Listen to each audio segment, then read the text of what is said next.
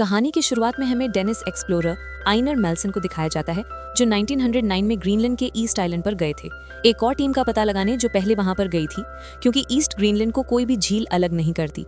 दरअसल अमेरिका का ये दावा होता है कि ग्रीनलैंड और डेनमार्क को एक झील अलग करती है, जिसका सीधा मतलब यह है कि ग्रीनलैंड पर डेनमार्क का कोई हक नहीं है, इसलिए अमेरिका वहां अपना हक जमाना चाहता है। इसलिए पहले एक इन्वेस्टिगेटिव टीम को यहाँ भेजा गया था, लेकिन वो कभी वापस लौटकर नहीं आई। इसकी सबसे बड़ी वजह यहाँ का मौसम है। यहाँ पूरे साल बर्फ जमी होती है और कुछ ही ऐसे महीने होते हैं जिनमें आया जा सकता है। इसलिए अब मेल्सन अपनी टीम के साथ उस टीम को तलाशने आया होता है। वो उस खून जमा देने वाले बर्फीले इलाके में अपने एक साथी के साथ उस टीम को तलाश रहा होता है। तब उसको उनमें से एक की डेड बॉडी मिल जाती है, जिस पर पत्थर से बनी हुई एक जगह का जिक्र होता है। ये एक ऐसी जगह होती है जहाँ पर एक्सप्लोरर्स सबूत छुपा देते हैं, लेकिन मेल्सन उस तरफ नहीं जा पाता क्योंकि उसके साथी की तबीयत बहुत ज़्यादा खराब होती है। इसलिए उसको अपनी शिप पर वापस लौटना पड़ता है, जहाँ पर उसके और भी साथी हैं। अब जो उसका एक साथी है जो उसके साथ बर्फ में बाहर गया था, उसकी उंगलियों का खून जम जाता है, जिस वजह से उसके पैर की उंगलियां काटनी पड़ती हैं। सब चाहते हैं कि इन्हें वापस जाना चाहिए, लेकिन इस वक्त समंदर पूरी तरह से जमा हुआ है, इसलिए यहाँ पर इन्हें कुछ महीने और रुकना होगा जब तक बर्फ नहीं पिघलती। मेल्सन वापस नहीं लौटना चाहता, बल्कि वो उस पत्थर से बनी जगह पर जाना चाहता है। मेल्सन उन्हें कहता है कि हमें बिना सबूत के नहीं जाना चाहिए, नहीं तो अमेरिका वाले हमारी जमीन पर कब्जा कर लेंगे। लेकिन कोई भी अपनी जान का रिस्क नहीं लेना चाहता, क्योंकि इन सब की फैमिलीज हैं, ये सब के सब शादीशुदा हैं। लेकिन यहाँ पर एक ऐसा लड़का होता है जिसका नाम आइवर है, लेकिन वो एक्सप्लोरर नहीं है, बल्कि वो इंजन रिपेयर करता है। सब उससे कहते हैं कि तुम्हें मेल्सन के साथ जाना चाहिए। आइवर ने मेल्सन के बारे में बहुत सुना होता है, हालांकि वो खोजी नहीं है, लेकिन वो आर्मी में सर्व कर चुका है, इसलिए वो मेल्सन के साथ जाने के लिए तैयार हो जाता है। हालांकि मेल्सन को पता होता है कि आइवर को कोई नॉलेज नहीं है, लेकिन उसको अपना एक साथी चाहिए। अब ये दोनों स्लेड लेकर डॉग से खिंचवाते हैं और यहाँ से अपने सफर पर निकल पड़ते हैं। ये दिन में सफर करते हैं और रात को आराम करते हैं। मेल्सन आइवर से बहुत ही कम बात करते हैं, वो ज्यादातर अपने काम पर ध्यान देते हैं। साथ ही वो जहाँ से गुजर रहे होते हैं उन सब का रिकॉर्ड और डेटा अपने पास इकट्ठा करते हैं।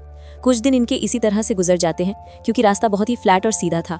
एक दिन जब ये लगातार आगे बढ़ रहे होते हैं तो आइवर अपनी डॉग की स्लेड की स्पीड बढ़ा देता है, जिससे इनका एक्सीडेंट हो जाता है और स्लेड एक खाई में गिर जाता है, जिस वजह से उसके लीड डॉग की मौत हो जाती है। हालांकि आइवर को बताया गया था कि तुम्हें किसी भी डॉग से लगाव नहीं करना, क्योंकि इनके डॉग्स इस तरह के सफर में अक्सर मारे जाते हैं। आइवर को उस डॉग से लगाव हो गया था, इसलिए उसको बहुत दुख होता है। साथ ही इन दोनों ने 2 हफ्तों का राशन भी खो दिया है। मेल्सन को इस बात से बहुत गुस्सा आता है, लेकिन अब वो कुछ नहीं कर सकता, क्योंकि आइवर के अलावा कोई भी उसके साथ नहीं आना चाहता था। इसलिए मेल्सन को आइवर के साथ ही आगे बढ़ना पड़ता है। ये लगातार आगे बढ़ते हुए एक नदी के पास पहुंचते हैं, जिसे ये पार करते हैं। आइवर मेल्सन से पूछता है कि आप इतना खतरनाक काम क्यों करते हो, जहां आपको इस तरह के इलाके में अकेला रहना पड़ता है। अगर हमें यहाँ पर कुछ हो गया तो हमें कोई ढूंढ भी नहीं सकेगा। दरअसल आइवर को ये नहीं पता होता कि ये साबित करना कितना जरूरी है कि डेनमार्क और ग्रीनलैंड को कोई भी झील अलग नहीं करती, क्योंकि अगर ये नहीं कर पाए तो अमेरिका ग्रीनलैंड पर कब्जा कर लेगा। मेल्सन आइवर से उसी का सवाल पूछता है कि तुम मैकेनिक का काम क्यों करते हो। तब आइवर कहता है कि मैं उस काम में अच्छा हूँ। मेल्सन उससे कहता है कि मैं भी ये काम इसलिए करता हूँ क्योंकि मैं इसमें अच्छा हूँ, मुझे इस काम को करने में मजा आता है। अब एक रात ये दोनों बैठे होते हैं तो आइवर को एक फोटो मिलती है जिसे वो देख रहा होता है, जिसमें बहुत सारी लड़कियां होती हैं जिनके बारे में आइवर को कुछ नहीं पता होता। उसने अपनी इमेजिनेशन से इन सब लड़कियों के कुछ ना कुछ नाम रखे होते हैं। ये फोटो वो मेल्सन को दिखाता है कि आप इनमें से कौन सी लड़की चुनोगे।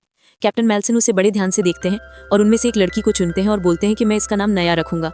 आइवर उससे कहता है कि मैं गौर से दुआ करता हूँ कि आप दोनों हमेशा साथ रहें।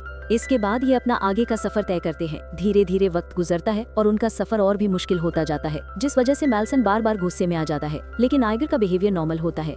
इनके बहुत सारे डॉग्स भी अब मारे जाते हैं, और जो मरे हुए डॉग्स होते हैं उन्हें ये दूसरे कुत्तों को खाना बना देते हैं। ये दोनों बहुत थक चुके हैं, लेकिन वो अपना सफर जारी रखते हैं और इस तरह से उन्हें 84 दिन हो जाते हैं। आइवर को इस बात का बिल्कुल अंदाजा नहीं होता कि ये सफर कहाँ पर खत्म होगा, इसलिए वो मेल्सन से कहता है कि क्या हमें वापस चलना चाहिए, क्योंकि हमारा खाना खत्म हो चुका है। मेल्सन कहता है कि हम बिना सबूत के वापस नहीं जा सकते, हमें पत्थरों की दीवार तक, जिसे कैन कहा जाता है, पहुंचना होगा, जहां पहले एक्सप्लोरर्स ने वो सबूत रखे हैं जो ये साबित करते हैं कि ग्रीनलैंड और डेनमार्क एक है, जिसे कोई भी झील अलग नहीं करती। हमें वहां तक पहुंचना होगा। एक दिन ये बैठे होते हैं, तब वो पत्थरों की दीवार यानी कैन नजर आती है, जिसे देखकर वो खुशी से भरे होते हैं। वो दौड़ते हुए उस पत्थर के पास जाते हैं और वहां उन्हें नक्शा मिलता है जो पहले के एक्सप्लोरर्स ने बनाया था। साथ ही एक लेटर भी मिलता है जिसमें लिखा होता है कि हम आगे तक गए थे, आखिर तक देखा कि वहां पर कोई नदी नहीं है जो डेनमार्क और ग्रीनलैंड को अलग करती हो। यहाँ पर पहले के एक्सप्लोरर्स ने कुछ खाने की चीजें भी रखी होती हैं। ये दोनों सबूत पाकर बहुत खुश हो जाते हैं क्योंकि यहाँ तक आने का उनका मकसद पूरा हो चुका है। पहले एक्सप्लोरर्स जो यहाँ 3 साल पहले आए थे, उन्होंने कैन बनाकर सबूत इसलिए छोड़े थे क्योंकि उनको समझ में आ गया था कि वो यहाँ से जिंदा लौटकर नहीं जा सकते और अगर कोई उन्हें तलाशने के लिए आया तो वहाँ सबूत मिल जाए।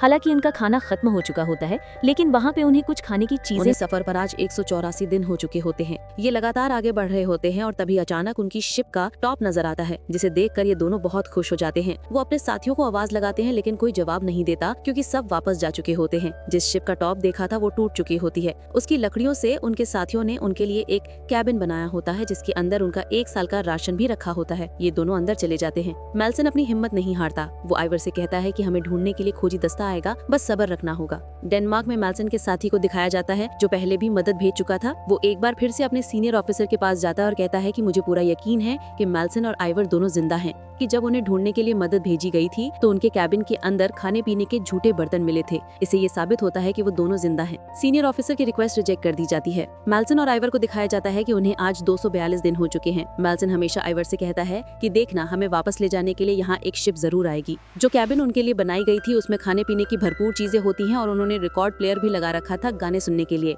एक रात मेल्सन सो रहा होता है, तब उसको एक सपना आता है जिसमें उन्होंने पत्थरों का केन बनाया था जिसमें सबूत हैं। उसको एक बर्फीला भालू तोड़ रहा होता है और सबूत खराब कर रहा होता है।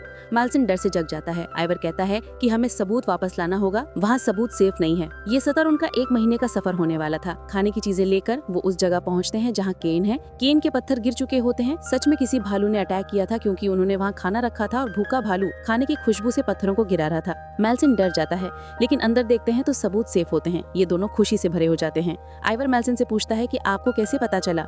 मेल्सन कहता है कि सपनों का कोई ना कोई मतलब होता है। दरअसल वो अपनी जगह से 200 मील दूर आए हैं और अब जल्दी से वापस पहुंचना होगा। लेकिन वहां से निकलने से पहले आइवर कहता है कि हमें कोई सबूत छोड़ना चाहिए कि हम दोनों जिंदा हैं। लेकिन मेल्सन ने मना कर दिया और कहा कि हम बहुत जल्दी वापस आ जाएंगे। वापस लौटते हैं तो बर्फ पिघल चुकी